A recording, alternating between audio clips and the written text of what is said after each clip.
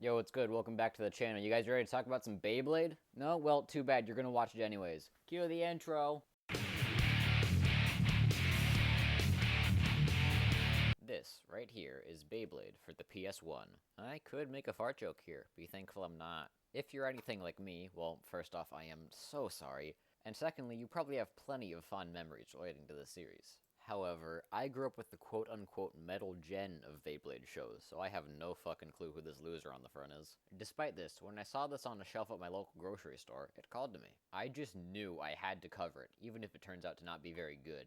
After loading up the game and being shown who we can blame for this, it plays what I can assume is either the opening for the show or a very strange commercial for an aphrodisiac. I mean, either way, I'm enthralled. Oh hey, looks like we get to name our character. I decided on the name Welt, because that's probably what's left after you get a Beyblade hurled at your leg. But after this, I realized that's a vaguely cool name, and now I feel way more disappointed than I probably should be. Looking at the main menu, there doesn't seem to be too many options on what you can actually do in this game, but I'm sure that won't be a problem. Alright, quick head count. We got tournament mode, where you can go through a series of battles by yourself, free battle, which is the multiplayer mode of this game, and take a wild guess what you can do in the customize menu. Well, since I don't really have anyone with me, I guess all I can do is the tournament mode. Alright, first minor complaint right off the bat. Every time you enter a tournament, which will be a lot since it's all you can really do, you need to mash through this set of dialogue. It isn't super long, but long enough for my mind to wander, and that's never good. That's when the voices start showing up. Anyways, it's time to get into the real meat of the game, the battling.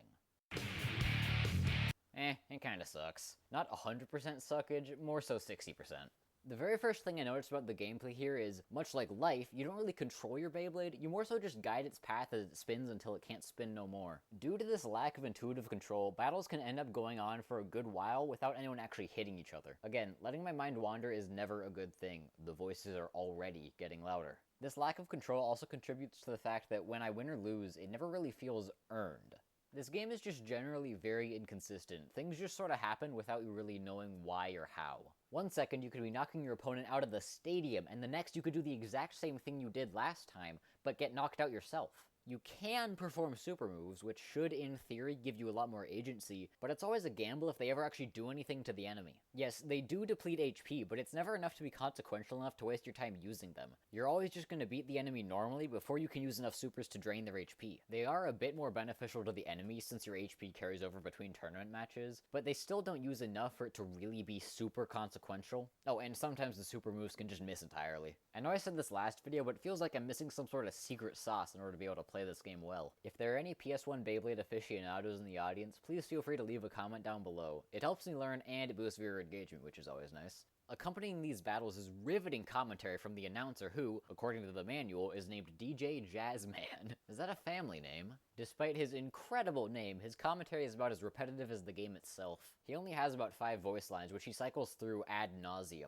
My favorite of which is when he just says, well what? He just doesn't elaborate. This one specifically plays when you just barely miss your opponent, which is going to be happening a ton, so in turn you're going to be hearing this a ton. Actually, and I know I'm doubling back a bit here, but speaking of the manual, this thing was very useful in learning how to actually play this damn thing, and learning that your avatar's name is canonically Wes. If you happen to be emulating this game or bought a loose copy, you're going to be very confused, even more than I was. I know that's how a lot of games from this era are, but I just thought I should mention it. Alright, back to spinning tops. As mentioned before, these battles get repetitive fast. Pretty soon, the battles all just started to blend together, and this game being made by Crave Entertainment started becoming a lot more fitting, because I did too. This isn't helped at all by the fact that the only single-player focused mode in here is the tournament, so you're going to be seeing the same few faces over and over again. Also, might I remind you that this is a tournament. You have to beat everyone in a row to win, and once you lose, you have to repeat everything all over again. I get that's how a tournament works, and to complain about it doesn't make any sense, but who said the only single-player focused mode had to be in a tournament structure? Yeah, a tournament mode makes sense, but when that's all you can do, it just becomes needless padding. And before you say, oh, but what about free battle? That's hardly anything. Yeah, you can play this mode by yourself, but it gets old fast. If you are playing this by yourself, and let's face it, you're playing the PS1 Beyblade game, so you probably are, you're just doing the same battles you would do in a tournament, but without actually progressing in a tournament. Both modes suck, so you might as well just do the tournament. The only reason I can see you doing this mode is to grind out BP to upgrade your Beyblade, but you still barely get any for winning a match in either mode, which means you have to grind out this boring-ass game to be able to fully customize your Beyblade, which makes this game feel even more mind-numbing. Which sucks, because making your own Beyblade is probably the best part about this game. Hey, Editing Iggy here. What I said was kind of a lie. To correct myself a bit here, the idea of making your own Beyblade is really cool and fun, but they somehow managed to half-botch this up too. You see, all your parts have stats, which are handily displayed right here on the left when picking them. That's great and all, but when you look at the part in the shop, something's a bit different. Now, I'm gonna give you a second to pause here and guess what's wrong with this screen. Alright, did you guess yet? If not, too bad. Did you guess that there aren't any stats being displayed here? If so, great job! Yeah, for some reason, even though the game already has stat display programmed into it, the devs just decided that the players didn't need it for some reason when deciding what parts to buy. The descriptions hardly help either. You either get lucky and buy a good part, or guess wrong and have to either live with yourself, and how could you after that, or reload a previous save. That's the only way I can see you getting around this, just saving and then trial and erroring your way into getting a good part. Alright, customization rant over, back to the video. This is where you use the BP, or Bay Points, you very slowly earn to buy new parts for your Beyblade. And before you ask, no, Arby's does not accept Bay Points. Believe me, I've tried. As stated before, this is probably my favorite part about this game, or the single player experience, that is. Kinda sad that I think the part where you aren't actually playing the game is the best part, but this game isn't very good, so I need to glean as much enjoyment from this disc as I can. Which still isn't a lot, but it's something. Also, you can give your Beyblade a name, but I just went with the only name I could think of at the time. Alright, Mike, let's get back in there and— oh god damn it. Ah, screw this, I'm tired of getting my ass whooped by computers. I want to get my ass whooped by a real person. I'm not expecting anyone. It's Beyblade time, bitch. How did you know I needed someone to play the PS1 Beyblade game with? I haven't even put up the posters yet. It's Beyblade time, bitch.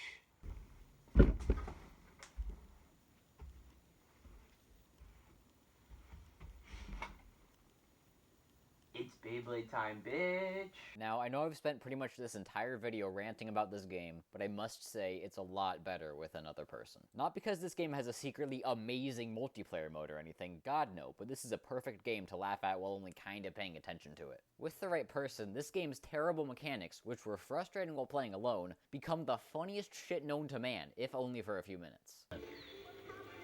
I need the clip of the super missing. You can't even hit me, you're bad.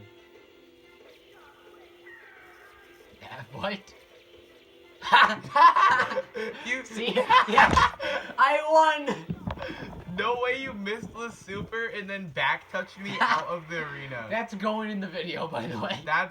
Yeah, I agree. That was peak. Hell, I think we got more out of the game when we just put our controllers down and let the Beyblades do the fighting. I'm also not going to tell you if the footage you're seeing right now is from when we did that or not, because as we learned, it's very hard to tell the difference. You know, before this, I used to not think there was such a thing as so bad it's good video games, but I think I've finally found one. This only works with a friend though, so you're gonna have to convince someone to play this first, so good luck with that. Anyways, this video's gone on long enough, so let's just cut to the chase. Is this game any good? No! This game has to be one of, if not the most repetitive and boring single-player experience I've ever had. The battles are dull, there's nothing to do, and you're gonna question why you're even playing it. But as a multiplayer experience, while it's still bad, there's at least someone to laugh at the badness with, you know? So, no, it isn't a good game, but it's a damn funny one. That's why I'm giving this game the final score of a really funny car crash.